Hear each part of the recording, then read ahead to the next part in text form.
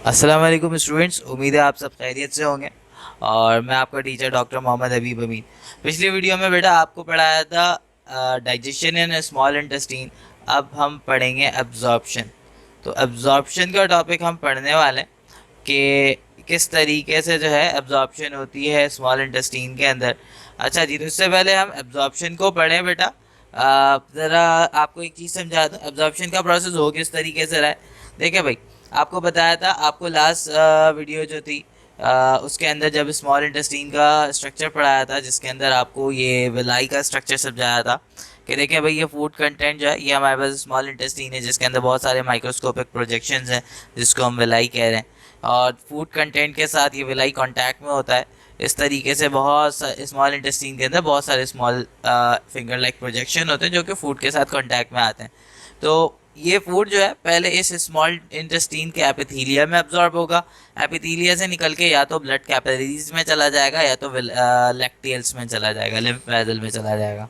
सही है। तो अब ज़रा ये पढ़ते हैं कि एब्जॉर्प्शन किस तरीके से होती है।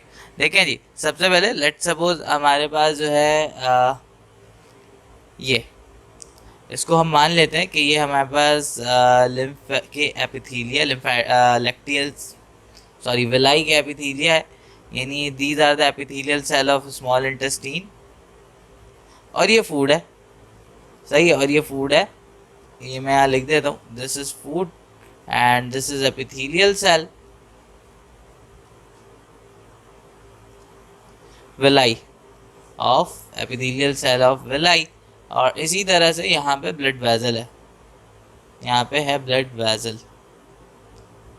सही है। अब ये यहाँ से निकल के ब्लड वेसल के सेल तक किसी ब्लड के अंदर किस तरीके से जाएगा, यानी ये जो ब्लड फ्लो कर रहा है, ऑब्वियसली ब्लड वेसल के वॉल जो है, ब्लड वेसल के वॉल इसमें ये भी सेल से बने हुए हैं। तो बेटा अब होता है क्या है, दो तरीके होते हैं एब्जॉर्प्शन के, या तो पैसिव ट्रांसपोर्ट होता है या तो एक्टिव होता है।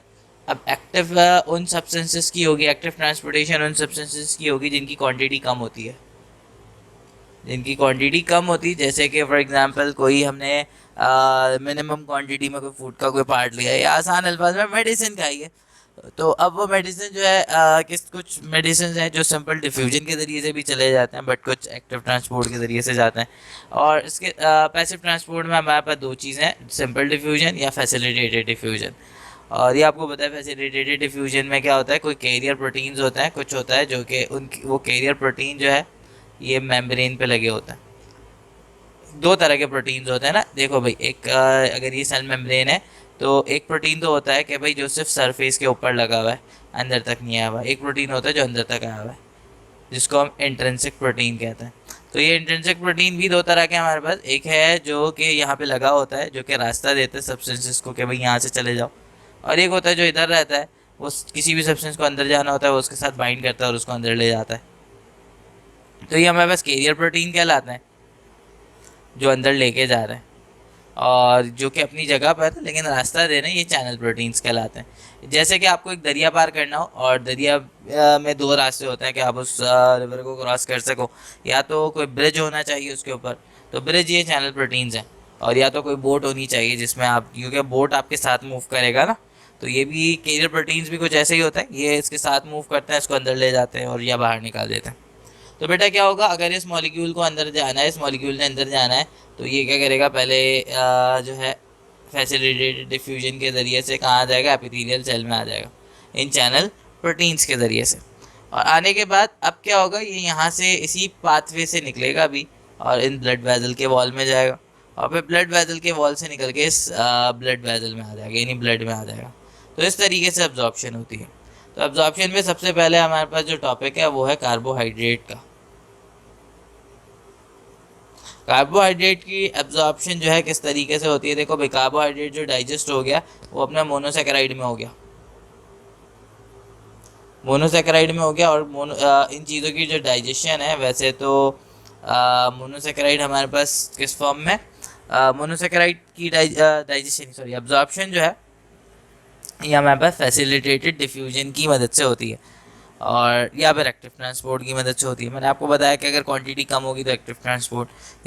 अब क्या होता है बेटा, होता यह है कि इसकी ट्रांसपोर्टेशन होगी यानी जब ये जो ग्लूकोज हमारे पास मौजूद है, ये ग्लूकोज जो है ये ट्रांसपोर्ट होगा इसी मेथड के ज़रिए से और सीधा ब्लड में चला जाएगा। अब ये आपको पता है जो नॉन ग्लूकोज शुगर होते हैं ना, नॉन ग्लूकोज जो शुगर है हमारे पास, तो ग्लूकोज तो सीधा जा रहा है लेकिन नॉन ग्लूकोज शुगर यहाँ पे ग्लूकोज में कन्वर्ट हो जाता है। और जब ये ग्लूकोज में कन्वर्ट हो जाते हैं तो they can easily they can travel by facilitated diffusion.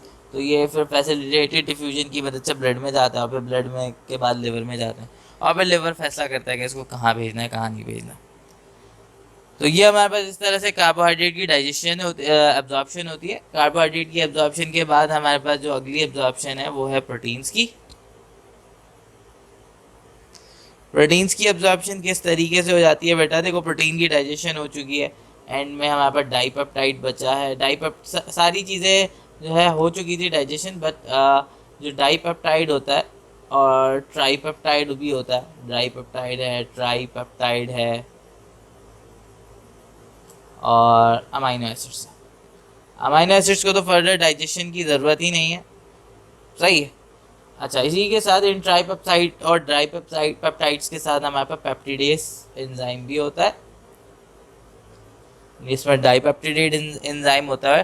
तो ये क्या करता है, ये सारी चीज़ें अलॉन्ग विद दिस यानी ट्राईपेप्टाइड, डाइपेप्टाइड, अमाइनो एसिड ये और ये एंजाइम्स, ये सारी चीज़ें मिलके जो है कहाँ चली जाती हैं, ब्लड में चली जाती हैं। यानी ये भी इसी तरह से भाई यहाँ पे पहले इसके एपिथीलिया में अब्जॉर्ब हुई, एपिथीलिया से फिर सीधा कहाँ चली गई, ब्लड में चली गई। तो इस तरीके से जो है ये प्रोटीन जो है अंदर चला जाता है, ब्लड में जाने के बाद जो है ये ट्राईपेप्टाइड और डाइपेप्टाइड भी है, ये भी टूट जाता है अमाइनो एसिड्स के अंदर। तो अमाइनो एसिड इस तरीके से ब्लड में चला जाता है और जाने के बाद जो है ये सबसे पहले जो है क्या कहते हैं, लिवर में जाएगा फॉर मेटाबॉलिज्म, और कुछ जो है amino acid through out the body distribute हो जाएंगे जहाँ पे जिस सेल को अमाइनो एसिड्स की नीड होगी। अच्छा जी, प्रोटीन्स के बाद हमारे पास लास्ट है लिपिड्स। लिपिड्स की डाइजेशन इंटरेस्टिंगली होती है किस तरीके से, देखो लिपिड एमल्सिफाइड हुआ, छोटे छोटे ड्रॉपलेट्स बने और वो ग्लाइसरोल में कन्वर्ट हो गया, फैटी एसिड में कन्वर्ट हो गया। अब ये जो छोटे ड्रॉपलेट है ना, ये आपस में मिलके एक बड़ा ग्लोब्यूल दोबारा से बना सकते हैं।